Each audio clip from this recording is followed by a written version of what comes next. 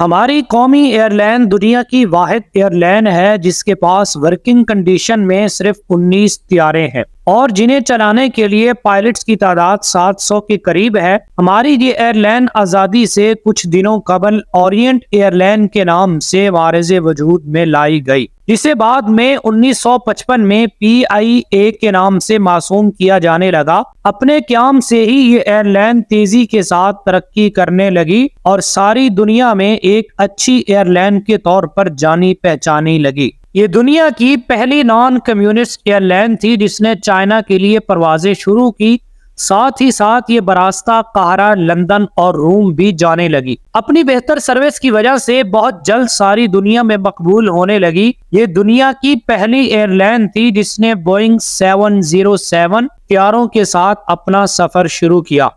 اسی وجہ سے لوگ اس میں سفر کرنے کو ترجیح دینے لگے۔ ویسے تو اس کے پاس آج بھی 34 طیارے اپنی فلیٹ میں شامل ہیں، لیکن افسوس سے کہنا پڑتا ہے کہ تقریباً نصف کے قریب خراب اور ناکارہ ہو کر ہینگرز میں کھڑے ہیں۔ اس قومی ایئر لائن کا مالی نقصان روزانہ کی بنیاد پر اس تیزی کے ساتھ بڑھتا جا رہا ہے کہ اس کا خسارہ ناقابل برداشت حد تک بڑھ چکا ہے۔ یہ اس حال میں کیسے اور کیوں کر پہنچی، یہ ایک بہت ہی تلخ سوال اور حقیقت ہے۔ ہم اچھی طرح جانتے ہیں کہ کوئی بھی ادارہ یا کمپنی اپنی آمدنی سے زیادہ اخراجات کرنے لگے گی تو پھر اس کا زوال یقینی ہوتا ہے۔ قومی ایئر لائن کے ساتھ بھی کچھ ایسا ہی ہوا۔ ضرورت سے زیادہ ملازمین کی بھرتی ایک ادارے کے لیے زہر قاتل ہوا کرتی ہے۔ PIA بھی ریلوے، واپڈا اور پاکستان اسٹیل ملز کی طرح سیاسی بھرتیوں کا خزانہ تھا۔ ہر حکومت نے انہی اداروں میں سیاسی بھرتیاں کی۔ پاکستان ریلویز اور پاکستان اسٹیل ملز کی طرح PIA کو بھی 537 ضرورت سے زیادہ افراد کی بھرتی کر کے دل کھول کر تباہ و برباد کیا گیا۔ پچھلے 11 دنوں میں PIA کی پروازیں محض اس وجہ سے کینسل ہوئی کہ اس کے پاس فیول خریدنے کے لیے پیسہ نہیں تھا۔ لازمی بات ہے کہ جب قرضہ اربوں میں بڑھتا چلا جائے اور قرضہ لینے والے اور قرضہ ادا کرنے والے کی مالی حالت بھی اتنی خراب ہو تو ایسے میں اسے کون ادھار فیول دے گا؟ اس ادارے کو بہت سی حکومتوں نے بیچنا اور نجی تحویل میں دینا چاہا، مگر ہمیشہ کچھ قوتوں کی لڑائی اس تجویز کی مخالفت میں سامنے آ جاتی۔ موجودہ نگران حکومت کے علاوہ مسلم لیگ نون نے اپنے دور میں اس تجویز پر عمل کرنے کی کوشش بھی کی، مگر پیپلز پارٹی اس کی راہ میں حائل ہو جاتی ہے۔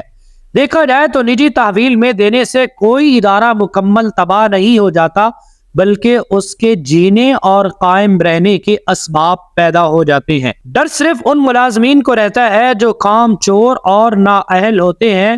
کوئی بھی پرائیویٹ خریدار ادارے کو اس طرح ہرگز نہیں چلا سکتا ہے جیسے PIA آج چل رہی ہے۔ وہ یقیناً اسے منافع بخش بنانے کے لیے اپنی فلائٹ میں مزید طیارے شامل کرے گا، اور ہو سکتا ہے کہ زیادہ طیاروں اور زیادہ فلائٹس کی وجہ سے اسے کسی ملازم کو فارغ بھی نہ کرنا پڑے۔ موجودہ حالات میں تو وہ اسے ہرگز نہیں چلائے گا۔ فی الحال موجودہ حکومت نے قومی خزانے سے ایک خطیر رقم نکال کر فیول کا بندوبست کر دیا ہے، مگر اس طرح یہ سلسلہ کب تک چلتا رہے گا؟ اب PIA بھی رفتہ رفتہ اس درجے پر پہنچ چکا ہے کہ اس کا مالی خسارہ اس کے اثاثوں کی مالیت سے بہت بڑھ رہا ہے، لہذا اسے بھی خریدنے والا اب شاید ہی کوئی بچا ہو۔ غیر ممالک میں اس کے ہوٹلز کو دیکھ کر کوئی پارٹی شاید اسے خریدنے پر آمادہ ہو جائے، لیکن ڈر یہی ہے کہ جو بھی حکومت یہ کام بلا شبہ نیک نیتی سے بھی کرے، لیکن اس پر الزام یہی آئے گا کہ اس نے اسے اونے پونے دے کر خوب مال کمایا ہے۔ ہمارا المیہ یہ بھی ہے کہ یہاں کوئی تجویز بھی خواہ کتنی ہی نیک نیتی سے دی جائے، لیکن اس پر شکوک اور شبہات پیدا کر کے اسے ناقابل عمل بنا دیا جاتا ہے۔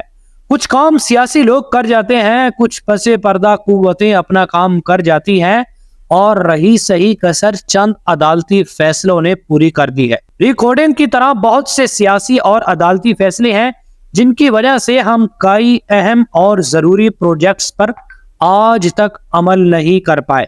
کہیں سیاسی مخالفت اور کہیں عدالتی سٹے آرڈر اور کہیں مسماری والے فیصلے، مخاصمت کسی کی اور سزا کسی اور بے گناہ کو دی جاتی ہے۔ آج کے لیے اتنا ہی، پھر ملتے ہیں نیکسٹ ویڈیو میں، تب تک کے لیے خدا حافظ۔